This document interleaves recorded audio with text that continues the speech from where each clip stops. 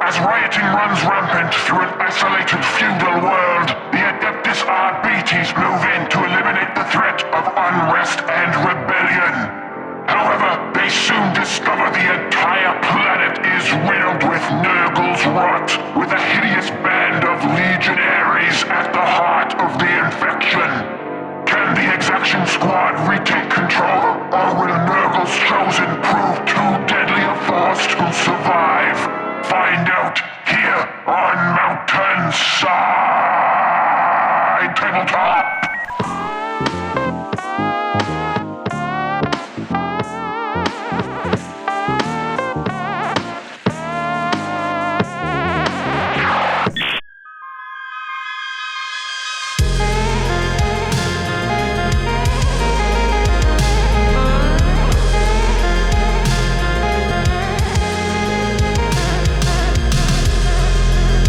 Alright, hey everybody, Brad here, and I'm going to take another try at winning a game with my Exaction Squad.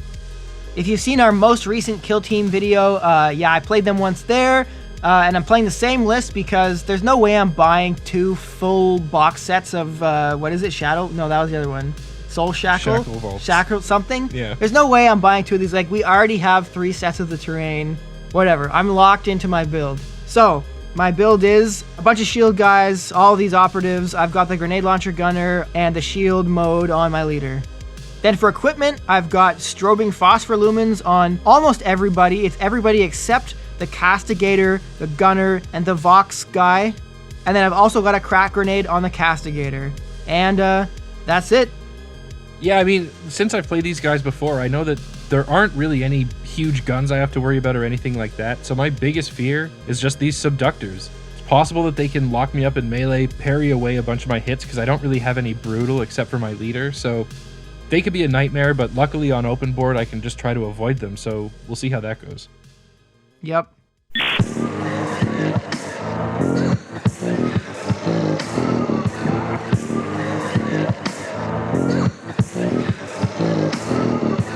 Alright, hey everyone, Vic here, and today I'm playing my Death Guard Counts as Legionary team. In my list I've got an aspiring champion with plasma and power hand or whatever, a gunner with a plasma gun, heavy gunner with the missile launcher, Shrive Talon, Balefire Acolyte, and Butcher. Obviously all of them have the mark of Nurgle. I don't know if this is necessarily the best way to do it, but I mean I couldn't possibly give them anything else when this is the models, so we'll see how it goes. Have to rely on the tankiness. For equipment, I've given my heavy gunner the Suspenser system, a frag grenade to my Shrive Talon, Malign Scripture to my Balefire Acolyte, and a Malefic Blade to my gunner. However, if my gunner's in melee, I've probably lost anyway. Alright, like all of these guys are scary. Marker Nurgle sucks because it makes my shotguns go from 4 damage on a normal hit to 3 damage, which means I have to hit them 4 times instead of 3 times, which is pretty significant. But there's one operative here that really gives me the heebie-jeebies more than everybody else, and that's the Butcher. He's got really great fighting, and his crits one-shot almost every operative on my team. Everybody except the leader. So, yeah, I'm going to be trying to target fire him down as soon as possible, if I can. The Shrive Talon's also spooky, but the Butcher's just the big boogeyman for me. Gotta get him off the board. Big Boogie Butcher. Yep. Alright, well for today's battle, the deployment we've picked is Battleground, and the mission is going to be Capture. We've got these ruins, of which most of it is heavy, except for the smaller, lower parts, which will count as light, shipping containers, which are heavy, and a bunch of rocks. The smaller rocks are going to count as light, everything else is heavy. There's a bunch of vantage points on the map that kind of lay out like this. Next up, we roll for Attacker-Defender. Vic wins, and he decides to be the defender. He opts to set up on the right side of the board, and then we both set up our barricades and our operatives. Then, in the scouting step, I reveal Infiltrate, and Vic reveals Fortify. At this point, I'm going to go ahead and deny Vic's selection of Fortify, because I don't want a barricade up on a vantage point and then just to die to gunner shots that I can't do anything about. So I'm going to spend a CP to use Long Arm of the Emperor's Law and just make it so he can't put his barricade down. I was pretty sure that Brad wasn't going to let me do any scouting options, so my choice here was less about putting up a barricade and more about just securing the decision to give him initiative so that hopefully I can win it in Turning Point 2. So that's the scouting phase. Vic has the option to choose whether he wants initiative or whether he wants to give it to me. He gives it to me, and then we're into this game. All right, before we get going, we just want to say we are very quickly creeping in on the 10,000 subscriber mark. And as a thank you to our patrons, once we get there, we're going to randomly draw a name for a $25 gift card courtesy of Skirmish Mats and a $25 gift card at the local game store of your choice.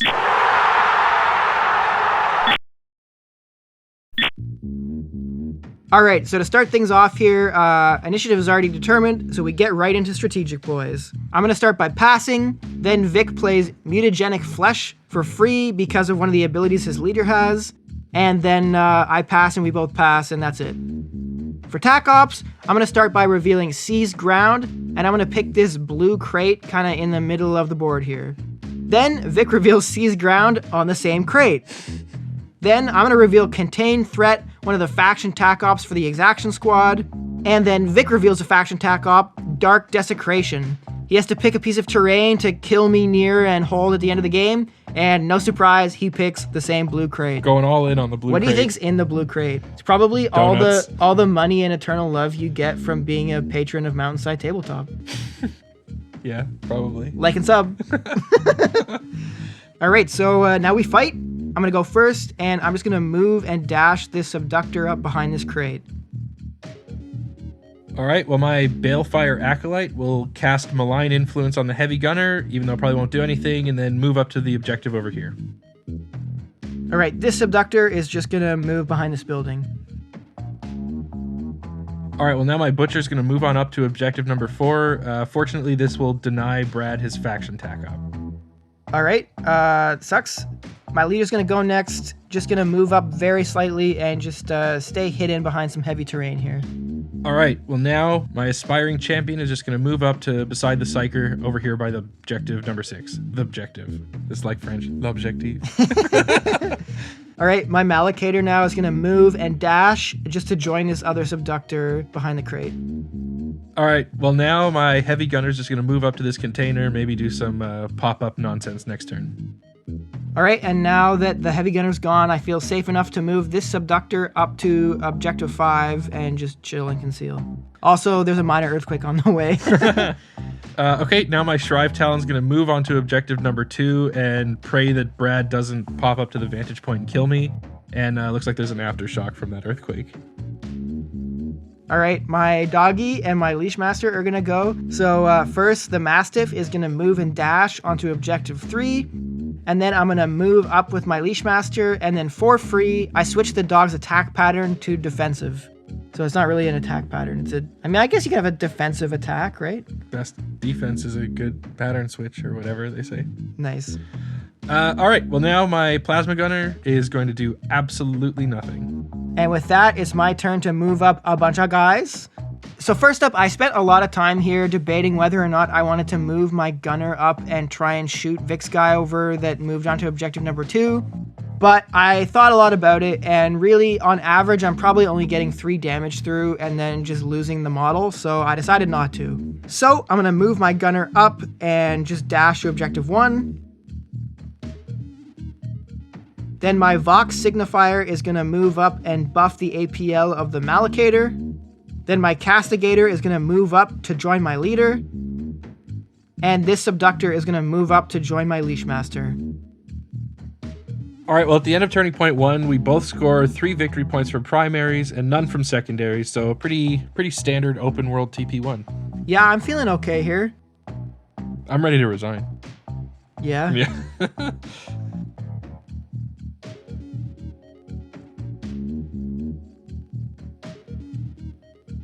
All right, Turning Point 2, I guess. Yeah.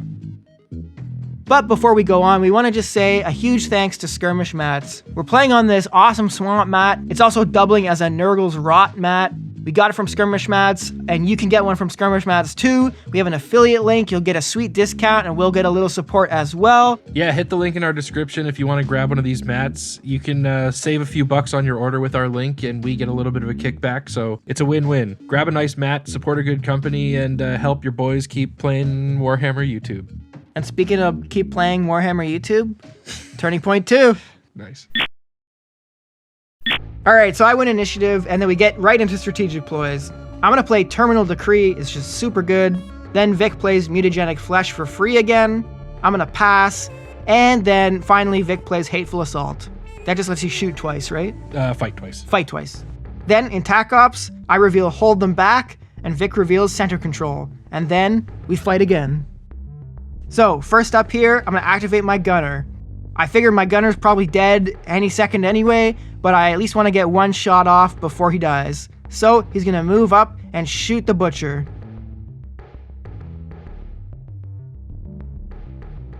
Vic saves everything, and this attack did nothing, and now I'm flying in the wind.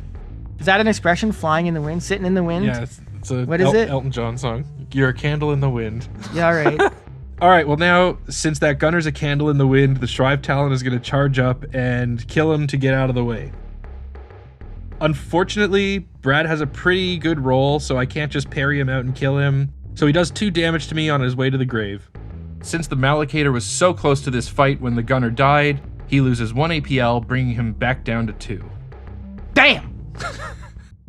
Next, with my last AP, I'm going to toss a frag grenade over at that Mallocator. Pretty bad roll on the first attack, no damage goes through, but luckily the Subductor, who's the real target here, takes 5 wounds and is down to just 2 HP. All right, well, I'm going to go with my Mallocator now before he's fully dead. So I'm going to do the Veriscant thing on the Shrive Talon and then shoot the Shrive Talon. I get a great roll, and all in all, I deal 6 damage, so the Shrive Talon's down to 4 HP. Pretty good. All right, well, I wish that didn't happen, but no big problem. My Butcher's now going to charge in and fight the Mallocator. All I need here is 1 crit to kill him, and because he's got Reap 2, it kills the Subductor too.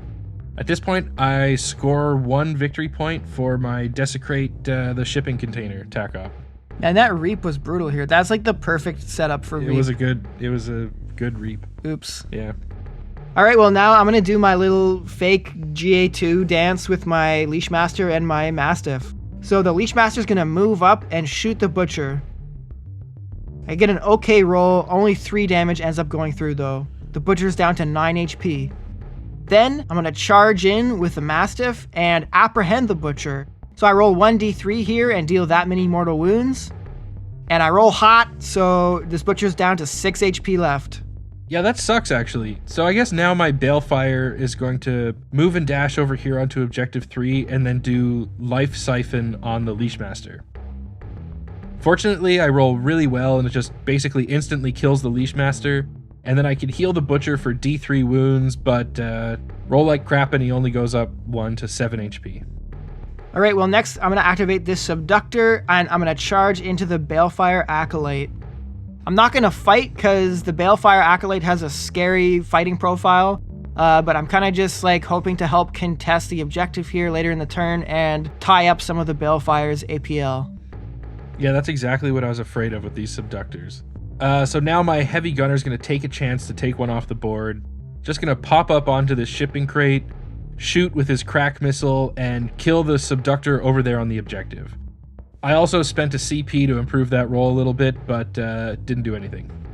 After the shot, I will just dash back down. Thankfully, I have the Suspensor system, which allowed this all to happen.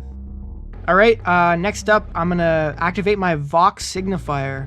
I'm going to move up and take aim at the Butcher. I really need this shotgun shot to go through. But unfortunately, I whiff hard. All right, now my Plasma's finally got a shot at someone, so he's going to move out from behind this rock and take a supercharged shot that just vaporizes that Vox guy.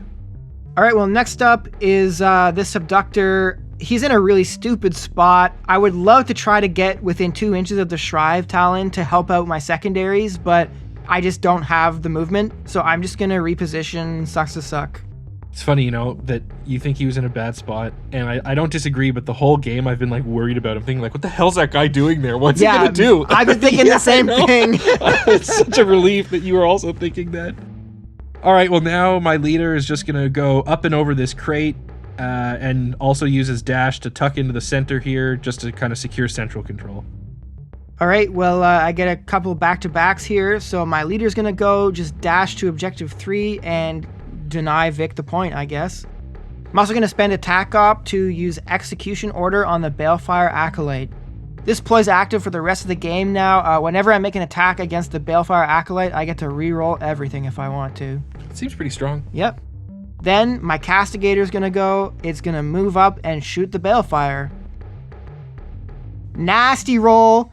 So good. Love to see the 6s. It might be a little too late, but that felt good. Yeah, I bet it did. So the Balefire Acolyte's down to 4 HP, and that's the end of the turning point. So at the end of the turning point, we score some points. I get a primary point for objective 3 and 5, and Vic scores points for objectives 1, 2, 4, and 6. And at the end of the turning point, Vic also gets a point for central control. So I'm pretty behind here. I'm 4 points behind. Yeah. Not great. These shield guys just don't perform in this matchup. It's rough. Like, they haven't done almost anything. Yeah, definitely. On open board, it's kind of easier to avoid them.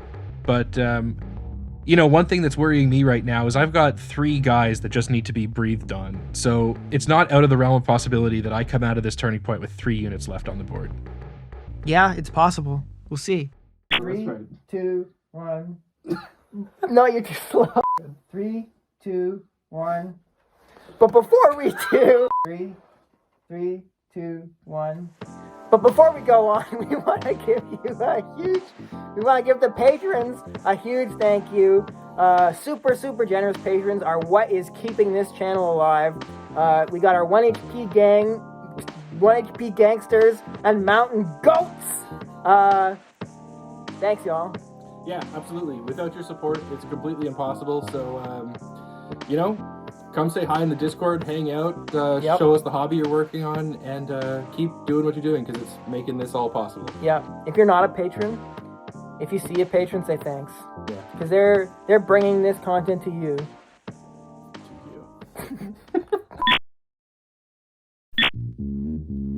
All right, top of turning point 3. We roll for initiative. Quick poll. Who do you think's gonna win?